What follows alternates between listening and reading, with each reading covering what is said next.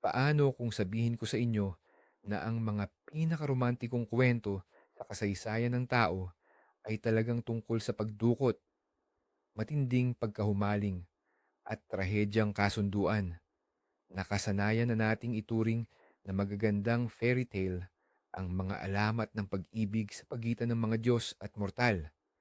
Pero ngayon, aalisin natin ang mga gintong palamuti at titingnan natin ang pinakabuod ng mga ito. Susuriin natin ang 5 pinakatanyag na kwento at tutuklasin kung saan nagtatapos ang tunay na damdamin at kung saan nagsisimula ang paglalaro ng banal na ego. Magugulat kayo kung gaano kamoderno at katinga-tinga ang tunog ng mga sinaunang alamat na ito kung babasahin natin ang bawat detalye. Maghanda kayo. Aalis tayo sa isang paglalakbay na magpapabago sa inyong pananaw tungkol sa pag-ibig, sakripisyo, at kawalang kamatayan. At ang unang tanong na ibabato natin, ang inggit ba ng Diyosa ng pag-ibig ay mas nakasisira kaysa sa kanyang basbas? Bago tayo magsimula, sandali tayong mag-isip-isip.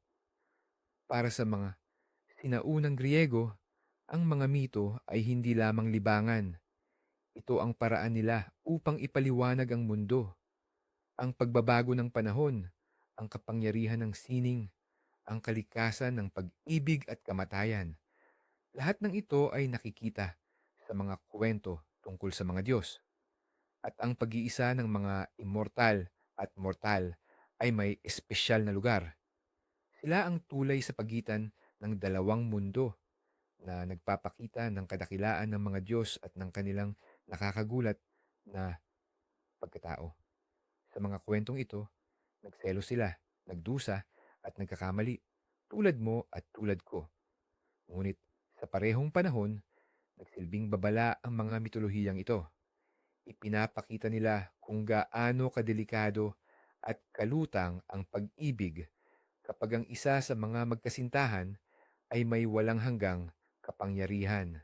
Kaya naman, ang bawat kwento na susuriin natin ngayon ay hindi lamang isang simpleng nobela ng pag-ibig, kundi isang masalimuot na drama tungkol sa kapangyarihan, tadhana, at mga kahihinatnan ng ating pagpili.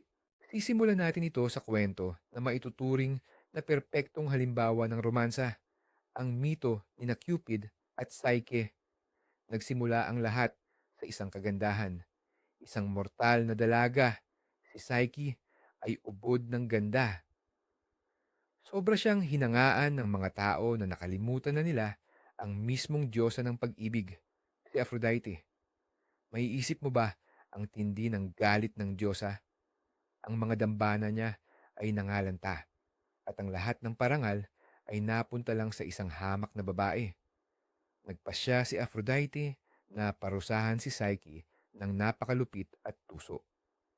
Tinawag niya ang kanyang anak, ang Diyos ng pag-ibig na si Cupid, at inutusan ito. Gawin mo siyang umibig sa pinakapangit at pinakakaawa-awang mortal na nilalang. Sa unang tingin, tila nakatakda na ang kapalaran ng dalaga. Si Cupid, armado ng kanyang mga pana, ay umalis upang sundin ang utos ng kanyang ina. Natagpuan niya si Psyche na natutulog at handa na siyang panain, pero natigilan siya. Nabighani siya sa labis nitong kagandahan. Sa sandaling iyon, hindi sinasadyang nasugatan niya ang sarili gamit ang sarili niyang pana. At dito na nagbago ang lahat. Ang mismong Diyos ng pag-ibig ay umibig ng walang hanggan sa babaeng dapat niyang sirain. Ang plano ni Aphrodite na maghiganti ay biglang bumagsak, na nagbigay daan sa isa sa pinaka kahangahangang kwento ng pag-ibig sa kasaysayan. Hindi basta-basta pwedeng magpakita si Cupido kay Psyche at umamin ng pag-ibig. Isa siyang Diyos, samantalang si Psyche ay isang mortal lamang. At higit sa lahat, uhaw sa paghihiganti ang kanyang ina. Kaya gumamit siya ng matinding panlilinlang. Sa payo ng orakulo, dinala ng mga magulang ni Psyche ang dalaga sa isang bangin upang ipakasal sa isang nakatatakot na halimaw. Ngunit Sa halip na halimaw, sinalo ng banayad na hangin si Zephyr ang dalaga at dinala sa isang mahiwagang palasyo. Doon, natamasa niya ang lahat ng kanyang pinapangarap, mararangyang silid, hindi nakikitang mga katulong, at masasarap na pagkain. Tuwing gabi, dumarating ang kanyang misteryosong asawa. Malambing, mapagmahal, at mabait ito. Ngunit may isang kondisyon. Hinding-hindi niya dapat makita ang mukha nito. Masaya si Psyche, ngunit kinakain siya ng matinding pag-uusisa na lalo pang pinag-aalab ng kanyang mga mainggiting kapatid na babae. Kinumbinsi nila si Psyche na ang kanyang asawa ay ang halimaw na binanggit sa propesya. Kaya, isang mapaminsalang gabi, armadong lampara at balaraw, nagpasya si Psyche na labagin ang utos. Itinutok niya ang lampara sa mukha ng natutulog niyang asawa at nakita niya ang napakagandang Diyos na si Cupido. Sa sobrang pagkamangha, nanginig ang kanyang kamay at may tumulong mainit na langis mula sa lampara sa balikat ng Diyos. Nagising si Cupido sa sakit at matapos siyang tingnan ng may paninisi, naglaho ito. Ang palasyo at ang lahat ng mahika ay biglang naglaho sa hangin. Naiwan si Psyche na nag-iisa sa gitna ng matinding dilim at kawalang pag-asa. Nang lubusan niyang maintindihan kung ano ang nawala sa kanya, nagpasya si Psyche na gawin ang lahat upang maibalik ang kanyang minamahal. Kaya dumiretso siya sa templo ni Aphrodite. Nang makita ng diyosa ng pag-ibig ang karibal niyang nakaluhod, durog at nagmamakaawa, nagdesisyon siyang lubusin ang tamis ng kanyang paghihiganti. Sinabi niya na tutulungan niya si Psyche, ngunit tanging kung magagawa niya ang apat na tila imposible o hindi matatapos na mga gawain. Una, kailangan niyang paghiwa-hiwalayin ang isang malaking bundok ng halo-halong butil sa loob lang ng isang gabi. Pangalawa, kukunin niya ang ginintuang balahibo o golden fleece mula sa mababangis na tupa na pumapatay sa sino mang lumalapit. Ikatlo, umigib ng tubig mula sa ilog Styx na umaagos sa kaharian ng mga patay. At ang ikaapat, ang pinakatuso, bumaba sa mismong kailaliman ni Hades at hilingin kay Persephone, ang asawa nito, ang kaunting banal na kagandahan na ilalagay sa isang maliit na kahon. Sigurado si Aphrodite na mamamatay ang simpleng mortal na babaeng ito. Ngunit tinulungan si Psyche ng kalikasan at ng mga Diyos na naawa sa kanyang kalagayan. Pinaghiwalay ng mga langgam ang butil, itinuro ng mga tambo kung paano kolektahin ang balahibo, at ang agila ni Zeus pa mismo ang umigib ng tubig para sa kanya. Ngunit ang huling pagsubok ang pinakamapanganib sa lahat. Si Psyche ay nagtungo sa kaharian ng mga patay. Nalampasan niya ang lahat ng mga karahasan doon, sinunod ang bawat utos, at nakuha niya mula kay Persephone ang inaasam niyang maliit na kahon. Subalit, sa kanyang pagbabalik, muling nanumbalik ang matinding kuryosidad niya. Naisip niya, kung makukuha ko kahit katiting man lang ng maladyos na kagandahan na iyan, tiyak na mapapatawad ako ng aking asawa. Binuksan niya ang lalagyan, ngunit imbes na kagandahan, isang nakamamatay at nagyayalong tulog ang bumulwak doon, at si Psyche ay bumagsak na parang walang buhay. At sa sandaling iyon, tumating si Cupid. Nakabango na siya mula sa kanyang paso, at dahil hindi na niya matiis na makita pa ang pagdurusa ng minamahal, niliparan niya ito upang saklolohan. Ibinabalik niya ang tulog sa kahon at binuhay si Psyche sa pamamagitan ng pagtusok sa kanya ng kanyang pana.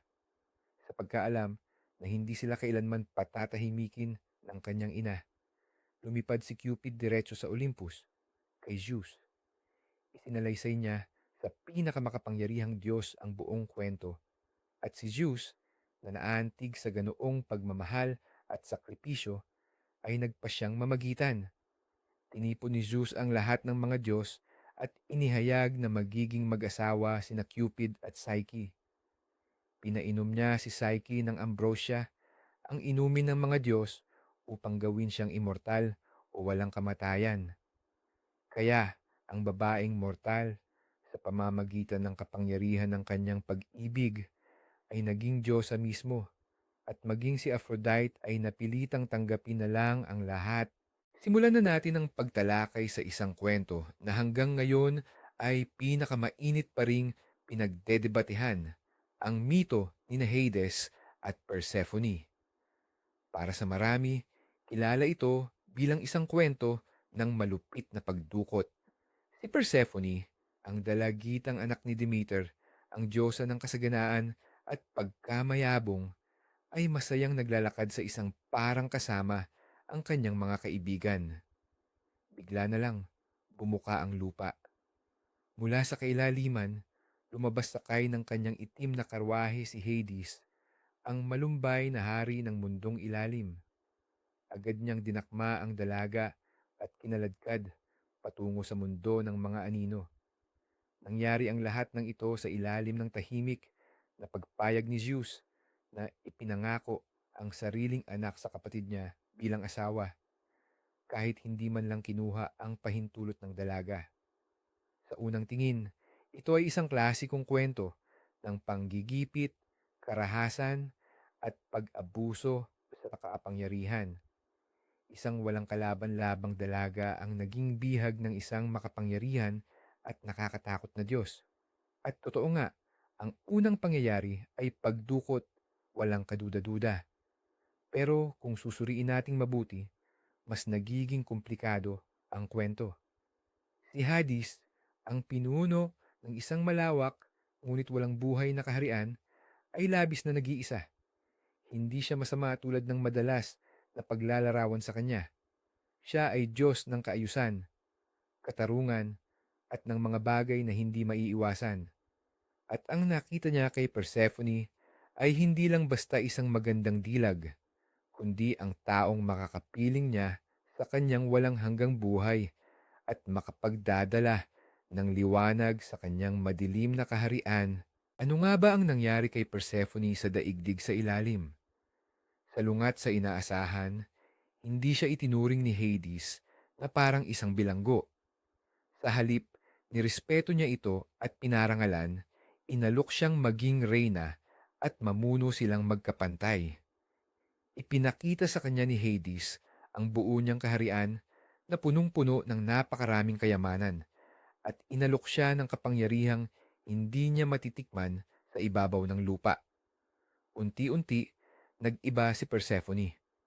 Mula sa pagiging inosenteng dalaga, siya ay naging matalino at mahigpit na pinuno. Siya na ang tanging nilalang na may buhay sa kaharian ng mga anino, isang simbolo ng buhay sa gitna ng kamatayan. At dito lumabas ang pinakamahalagang detalye ng mito, ang granada. Alam ni Hades na sa huli ay babalikan din si Persephone, kaya inalok niya itong kumain ng ilang buto ng prutas. Ayon sa batas ng sinaunang panahon, kapag nakatikim ka ng pagkain sa kaharian ng mga patay, hindi mo na ito maiiwan ng tuluyan. Isa ba itong tusong bitag? Walang duda. Pero may ibang nagsasabi na kusang loob itong kinain ni Persephone dahil tinanggap na niya ang kanyang bagong tungkulin at nakadama na siya ng pagmamahal sa kanyang tahimik at napakalakas na asawa. Natagpuan niya ang kanyang lugar hindi bilang isang biktima kundi bilang isang ganap at tunay na reyna. Pero ano na nga ba ang lagay sa ibabaw ng lupa?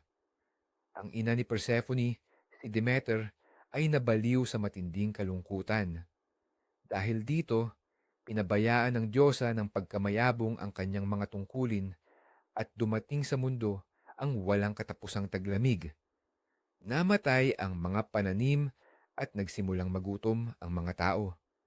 Naglakbay si Demeter sa buong daigdig habang hinahanap ang anak at ang kanyang matinding pagdadalamhati ay halos nagpatigil na sa lahat ng buhay. Walang epekto ang anumang pakiusap ng ibang mga Diyos. Nagbigay siya ng ultimatum kay Zeus, hanggat hindi bumabalik ang kanyang anak, walang ni isang butil ang tutubo sa lupa. Si Zeus, nang makita niyang malapit ng malipol ang sangkatauhan, ay napilitang makialam. Ipinadala niya ang mensaherong si Hermes sa underworld, dala ang utos kay Hades na pakawalan si Persephone. Sumunod si Hades sa kagustuhan ng kataas-taasang Diyos. Ngunit sa mismong sandaling ito, dito pumasok at nagkaroon ng malaking epekto ang mga buto ng Granada. Nakatali na si Persephone sa underworld. Hindi na siya maaaring bumalik na lang sa dati niyang buhay. Ang kanyang kapalaran ay tuluyan ng nabago. Ang sandaling ito ay nagpapakita na kahit ang mga makapangyarihang Diyos ay hindi palaging kayang bawiin ang kinahinatnan ng kanilang mga ginawa. Ang kasunduan ay nasira at ngayon kinailangan ng bagong kompromiso. Ito ang naging simula ng isa sa pinakamagandang kompromiso na matatagpuan sa mitolohiya. Dahil kumain si Persephone ng mga buto ng Granada, hindi niya lubusang maiiwan si Hades. Ngunit hindi rin nagpatinag si Demeter. Sa huli, napagkasunduan na sa 2 ng taon, makakasama ni Persephone ang kanyang ina sa ibabaw ng lupa, at sa panahong iyon ay mamumulaklak at mamumunga ang kalikasan. Ito ang tagsibol at tag-init. Sa natitirang 1/3 ng taon, babalik siya sa ilalim ng lupa kasama ang kanyang asawa upang makipaghari. Sa panahong ito, magdadalamhati si Demeter, kaya darating ang taglagas at taglamig sa mundo. Kaya ang mito ng pagdukot ay naging mito ng pagbabago ng mga panahon. Ngunit higit sa lahat, ito ay naging kwento ng isang komplikado at pang-adultong unyon. Si Persephone ay naging tulay sa pagitan ng mundo ng mga nabubuhay at ng mundo ng mga patay. Hindi siya nanatiling biktima. Sa halip, nagkaroon siya ng 2 tahanan at 2 papel. Ang papel ng batang dalagang si Cory at ang papel ng kinatatakutang reyna na si Persephone. At ang relasyon nila ni Hades mula sa pagdukot ay nag-iba at naging pakikipagsosyo ng 2 makapangyarihang pinuno. Bawat isa ay nag-iisa sa sarili niyang paraan, ngunit natagpuan ang pagkakaunawaan sa isa't isa. Ang susunod na kwento ay isang pagpupugay sa kapangyarihan ng sining at pag-ibig na kayang humantong sa kasawian. Ito ang mito ni na Orpheus at Eurydice. Hindi lang simpleng mortal si Orpheus. Siya ay anak ni Calliope, ang musa, at ang talento niya ay maituturing na galing sa langit. Kapag tumutugtog siya ng kanyang lira at umaawit, napapatigil ang buong kalikasan. Ang mababangis na hayop ay humihiga sa paanan niya, yumuyuko ang mga puno at humihinto ang agos ng mga ilog.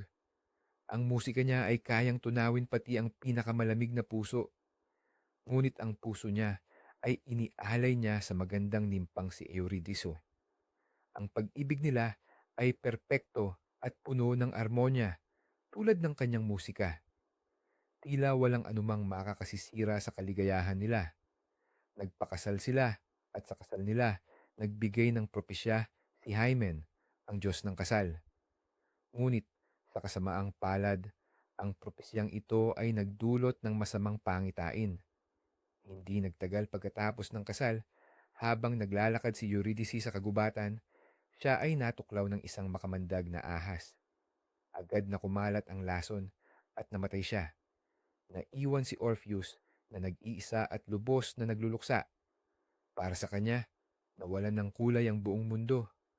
Ang musika niya, na dating masigla at masaya, ay naging simbolo na ngayon ng matinding kalungkutan. Napakalungkot ng mga awit niya, kaya pati ang mga nimpa, mga satyr, at maging ang mga Diyos sa Olympus ay napaiyak. Napakalaki ng pighati ni Orpheus, kaya't nagawa niya ang hindi sukat akalain, ang lumusong sa kaharian ng mga patay upang maibalik ang kaniyang minamahal. Wala ni isa mang mortal ang nangahas na gumawa nito bago siya.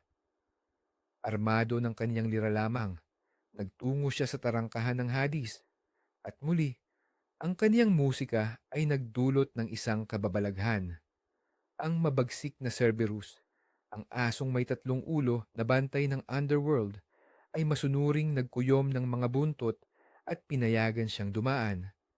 Si Sharon, ang masungit na bangkero na naghahatid ng kaluluwa sa ilog ng Styx, ay labis na naakit sa kanyang awit at inihatid siya sa kabilang pampang ng libre, isang bagay na hindi niya ginagawa kailanman.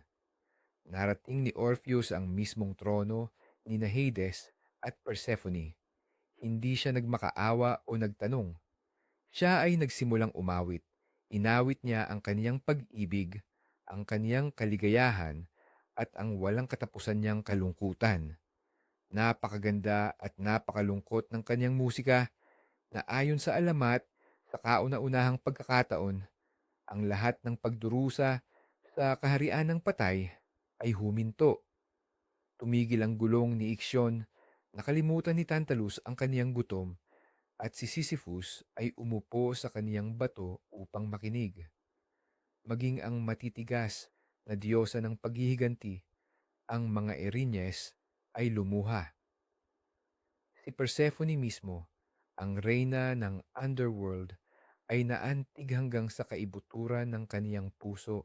Sina Hades at Persephone, na nabighani ng kanyang musika at tindi ng pag-ibig, ay pumayag sa isang bagay na hindi pa nangyayari.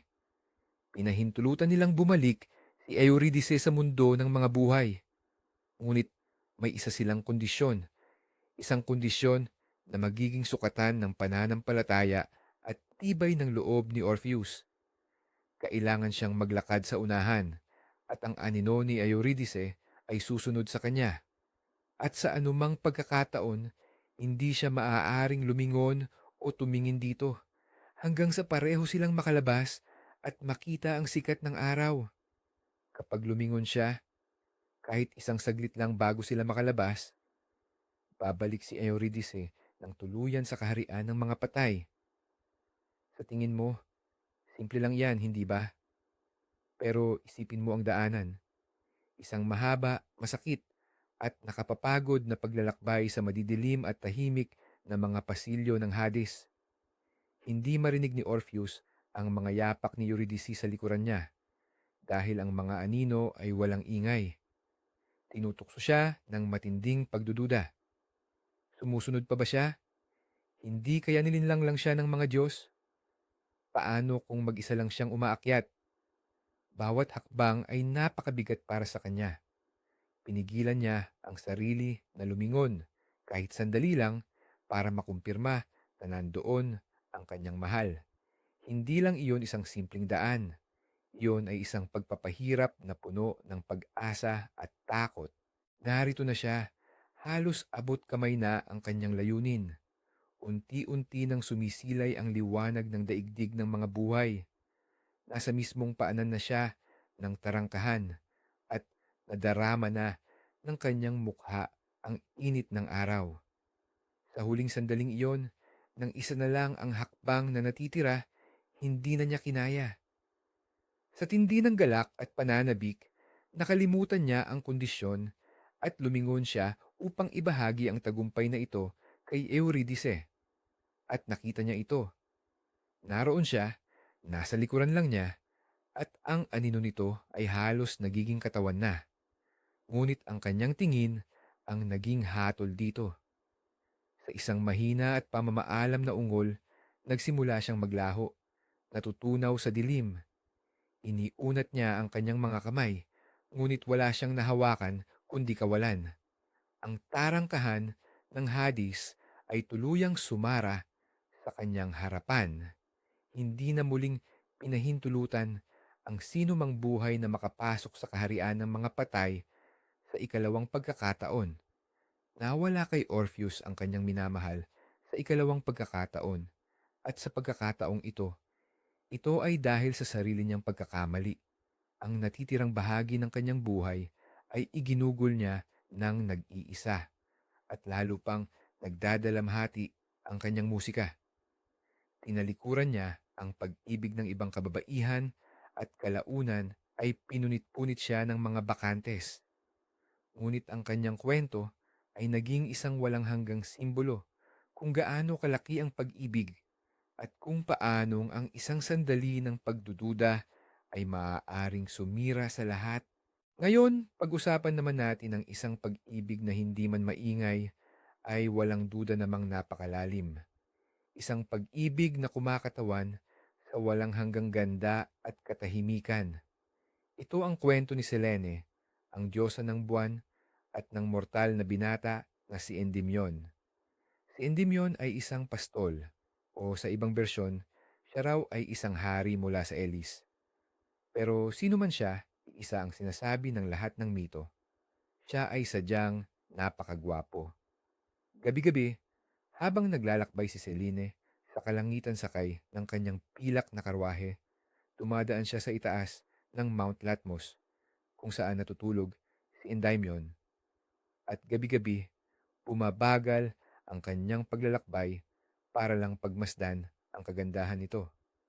Tinitingnan niya ang tahimik nitong mukha, kung paano nilalaro ng liwanag ng buwan ang buhok niya at sa walang kamatayang puso ni Selene, isinilang ang pag-ibig.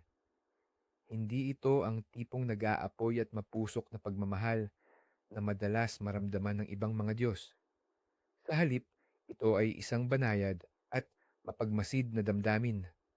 Umibig siya sa mismong imahe ng kapayapaan at kagandahan. Pero siya ay isang diyosa at siya ay isang mortal. Kaya naman, ang anino ng pagtanda at kamatayan nito ay bumabagabag sa kanyang walang hanggang pag-ibig. Alam niya na ang kagandahan nito ay maglalaho at ang buhay nito ay matatapos. Hindi matanggap ni Selena ang sakit ng pagkawala ng kanyang iniibig. Pero ano nga ba ang magagawa niya? Sa bawat gabi, palihim siyang bumababa mula sa kanyang karwahe patungo sa lupa. Makasama lang siya. Humihiga siya sa tabi ng natutulog na si Endymion. Hahalikan niya ito at kakausapin kahit alam niyang hindi siya naririnig. Para sa kanya, ang mga saglit na iyon ay walang katumbas. Ngunit lumipas ang panahon at lalong lumalakas ang takot niya sa pagtanda nito.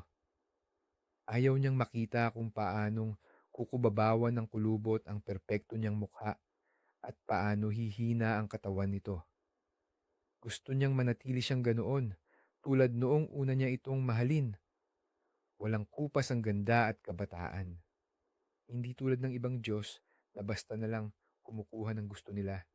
Nakaharap si Selena sa isang tunay na dilema ng kawalang kamatayan. Paano mo pangangalagaan ang isang bagay na likas na nakatakdang maglaho? Ang pag-ibig niya ay tahimik at lihim, ngunit hindi ito naging hadlang upang maging malalim. Ayaw niya itong hatiin kanino man, kahit pa sa mismong panahon. At doon, nagdesisyon siya sa isang desperadong hakbang, ang lumapit sa pinakamakapangyarihang Diyos, si Zeus. Nagpakita si Selene kay Zeus at buong pusong isinaysay ang laman ng kanyang damdamin.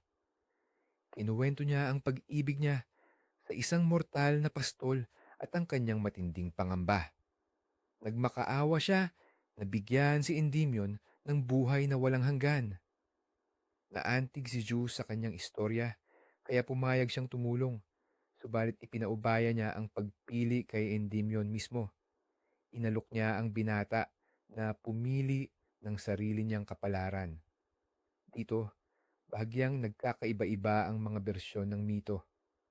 Ayon sa isang bersyon, si Endymion, dahil batid niyang hindi siya maaaring makasama ang diyosa ng habambuhay, ay humiling mismo ng walang hanggang pagtulog, kung saan mananatili siyang bata at malayo sa anumang kalungkutan o karamdaman. Sa isa pang bersyon na mas kilala, si Selene mismo ang pumili para sa kanya, o kaya naman ay ito ang naging kondisyon ni Zeus sa kanyang kaloob. Sa alinmang paraan, nagawa ang desisyon. Si Endymion ay nahulog sa isang malalim at walang hanggang pagtulog na nagpanatili sa kanyang kabataan at kagandahan magpakailanman. Hindi siya namatay, subalit hindi rin nabuhay ng lubusan. Nanatili siyang nakatigil sa panahon, naging isang walang hanggang, magandang estatwa, isang buhay na obra maestra, nilikha ng pag-ibig ng isang Diyosa. Kaya, ito na ang katapusan ng kwentong ito. Si Endymion ay natutulog ng walang hanggang pagtulog sa isang kuweba sa bundok Latmos. Siya ay immortal at mananatiling walang hanggang bata. Bawat gabi, bumababa sa kanya ang kanyang minamahal na si Selene.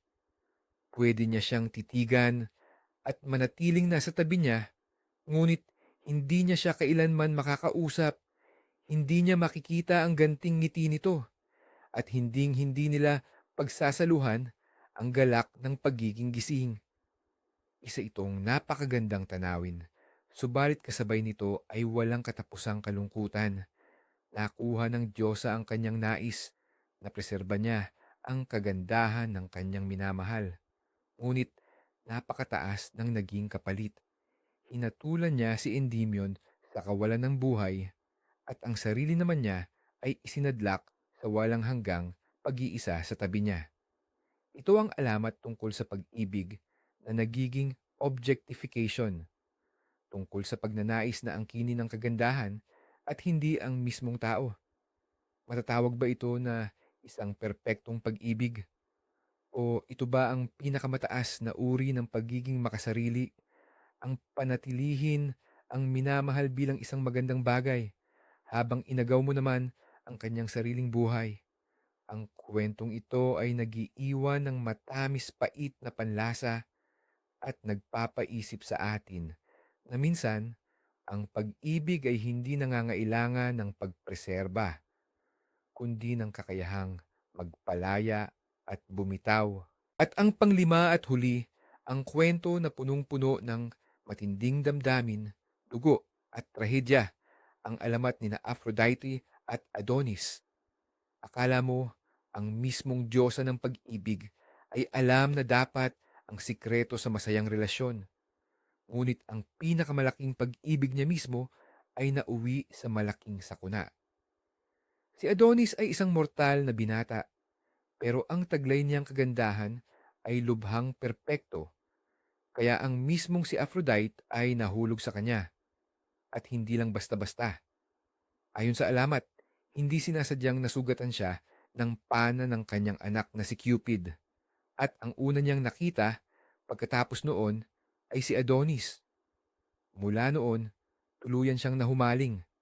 Ang Diyosa na dati nagpapakasasalang sa luho sa Olympus ay kinalimutan ng lahat.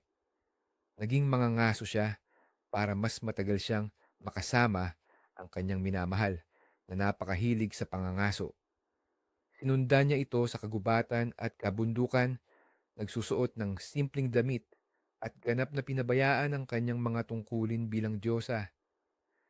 Siya, ang reyna ng silakbo ng damdamin, ay siya mismo ang naging alipin nito. Sobra siyang nahumaling sa pag-ibig na ito na palagi siyang natatakot para sa buhay ni Adonis dahil alam niyang ito ay mortal. Patuloy na pinagsasabihan ni Aphrodite ang kanyang minamahal. Pakiusap niya, iwasan niyang manghuli ng malalaki at delikadong hayop tulad ng leon, mababangis na baboy ramo, at oso. Magpakita ka ng tapang sa mga duwag, sabi niya. Ngunit kung ang lalabanan mo ay matatapang na, ang tapang mo ay magdadala lang sa iyo sa kapahamakan. Kuwento niya ang tungkol sa panganib ng paghamon sa kalikasan at paulit-ulit niya itong pinag-iingat. Ngunit si Adonis ay bata, mapusok at puno ng labis na pagtitiwala sa sarili. Para sa kanya, ang babala ng Diyosa ay pagpapakita lang ng kahinaan ng isang babae, kaya hindi niya ito pinansin. Para kay Adonis, ang pangangaso ng mapanganib na hayop ay usapin ng dangal at kabayanihan. At dito, ipinapakita ng mito ang klasikong tunggalian, ang Diyosang may alam sa lahat ngunit walang magawa pagdating sa pag-ibig, at ang mortal na hindi makakatakas sa kanyang itinakdang kapalaran o sa kanyang wakas. Bukod pa rito, may isa pang tauhan ng kwentong ito. Si Ares, ang diyos ng digmaan at ang opisyal na kasintahan ni Aphrodite, ay nag-aapoy sa matinding selos. Hindi niya matanggap ang pagkahumaling ng diyosa ng pag-ibig sa isang simpleng mortal at matiyaga siyang naghintay ng kanyang tamang pagkakataon. Minsan, habang wala si Aphrodite, nagpasya si Adonis na magtungo sa pangangaso. Ang kanyang mga aso ay nakatagpo ng isang malaking baboy ramo. Si Adonis, na punong-puno ng sigla at kasabikan, ay inihagis ang kanyang sibat at nasugatan ng hayop. Ngunit lalo lang nitong ginalit ang baboy ramo. Hinugot nito ang sibat mula sa sugat at sumugod sa binata. Hindi nakaiwas si Adonis. Ibinaon ng hayop ang matutulis nitong pangil sa hita niya at ikinamatay niya iyon. Ayon sa isang bersiyo ng mito, ang baboy ramo ay si Ares mismo na nagpanggap bilang hayop upang maghiganti sa kanyang karibal. Si Aphrodite, na noon ay malayo, ay narinig ang daing ng kanyang naghihingalong sinisinta. Dali-dali siyang nagmadali papunta rito, ngunit huli na ang lahat. Nadatnan niya ang wala ng buhay nitong katawan, nakahandusay sa isang tipak ng dugo. Ang pagdadalamhati ng Diyosa ay walang hanggan. Isinumpa niya ang kapalaran, ang mga Diyos, at maging ang sarili niyang walang kamatayang kalikasan na pumipigil sa kanya na sumunod sa minamahal sa kaharian ng mga patay. Niyakap niya ang bangkay ni Adonis at umiyak, at ang kaniyang mga luha na humahalo sa dugo ni Adonis ay patuloy na bumagsak sa lupa. Ngunit kahit sa tindi ng kanyang pagdadalamhati, ayaw ni Aphrodite na mawala na lang ng walang bakas ang alaala ng kanyang minamahal. Kaya nagpasya siyang gawin siyang walang kamatayan sa pamamagitan ng kalikasan. Mula sa bawat patak ng dugo ni Adonis na tumama sa lupa, tumubo ang isang napakaganda ngunit panandali ang bulaklak, ang anemone. Ang mga talulot nito ay kasing tingkad ng dugo ng binata at kasing amo at kasing rupok din ng kanyang buhay. Ngunit hindi pa dito natapos ang lahat. Ang pagdadalamhati ni Aphrodite ay labis na nakapagpaantig maging kay Persephone, ang reyna ng mundong ilalim.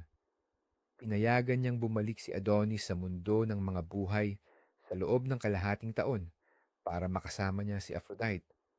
Kaya naman, si Adonis, tulad ni Persephone, ay naging simbolo ng kalikasang namamatay at muling nabubuhay. Ang kanyang pagkamatay at pagbabalik ang nagpapaliwanag sa pagpapalit-palit ng mga panahon. Ngunit sa kaibuturan nito, isa itong mito tungkol sa nag-aapoy na damdamin na hindi kayang manalo laban sa kamatayan. Ito ay kuwento na kahit ang diyosa ng pag-ibig ay walang kapangyarihan laban sa batas ng buhay at tadhana, at na ang pinakamagandang pag-iibigan ay maaari palang nakatakdang maging sawi mula pa sa simula. Sa huli, ano ang napag-alaman natin? 5 kwento, 5 mukha ng pag-ibig.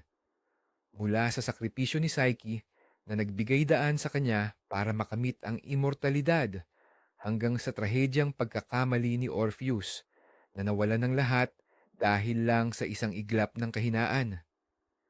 Mula sa masalimuot na samahan ni Hades at Persephone na nagbago mula sa pagdukot at naging isang pagtutulungan, hanggang sa tahimik at nakalulungkot na pagka-obsesis ni Selene na ginawang walang hanggang display ang kanyang minamahal. At sa wakas, ang matinding damdamin ni Aphrodite na walang kapangyarihan sa harap ng kamatayan. Iisa lang ang ipinapakita ng lahat ng mitolohiyang ito. Ang pag-ibig sa pagitan ng Diyos at mortal ay laging kwento ng di pagkakapantay-pantay, ng malaking panganib at ng mataas na kapalit. Hindi ito mga matatamis na fairy tale, kundi mga malalalim na drama tungkol sa kapangyarihan, pagpili at sa tadhana na hindi maiiwasan. Nagtuturo sila sa atin na ang pag-ibig ay hindi lang biyaya, kundi isa ring matinding pagsubok. At kung minsan, ang pinakamagagandang kwento ay siya ring pinakatrahedya. Maraming salamat sa pagtapos ng panonood sa videong ito. Kung nagustuhan ninyo, huwag kalimutang mag-subscribe at mag-like. Malaking tulong ito para sa paglago ng channel. Ngayon, may tanong ako para sa inyo. Aling kwento sa mga ito ang para sa inyo ay pinakaromantiko at alin naman ang pinaka nakakakilabot? At naniniwala ba kayo na mayroong ganitong klase ng pag-ibig na bumabalot sa lahat sa totoong buhay? Ibahagi ang inyong mga opinyon sa comment section. Gusto ko itong basahin. Hanggang sa muli.